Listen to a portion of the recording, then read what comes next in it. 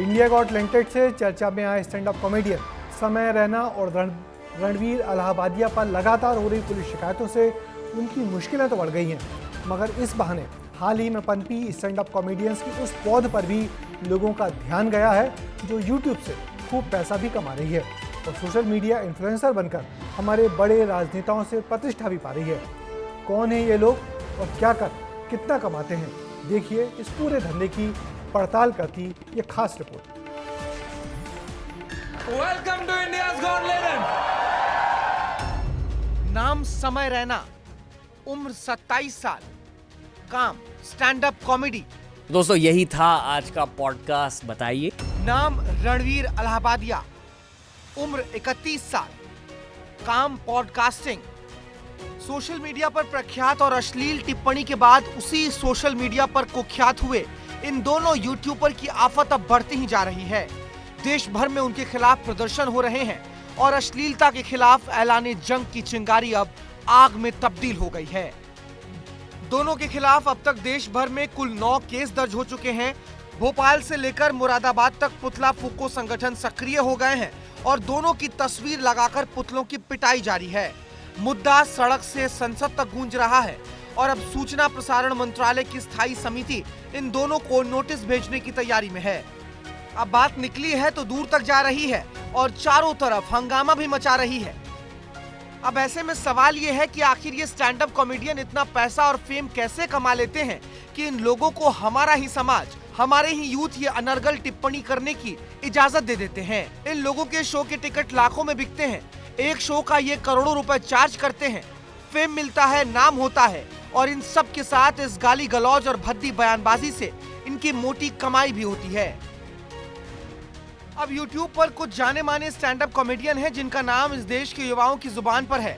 इंदौर के जाकिर खान, मेरठ के अनुभव सिंह बस्सी, कानपुर के हर्ष गुजराल, नोएडा के कैरी मिनाटी, मुंबई के समय रैना और प्रयागराज के रणवीर अलाहाबादिया कुछ ऐसे नाम हैं जिनके हर एक वीडियो YouTube पर लाखों करोड़ों व्यूज पाते हैं।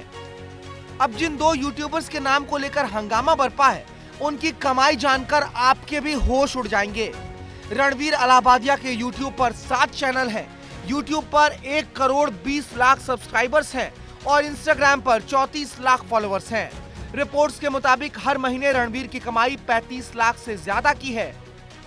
प्रमोशन और ब्रांड डील से उनकी कमाई 15 से 20 लाख तक की होती है और सालाना रणवीर 60 करोड़ से भी ज्यादा पैसे कमा लेते हैं।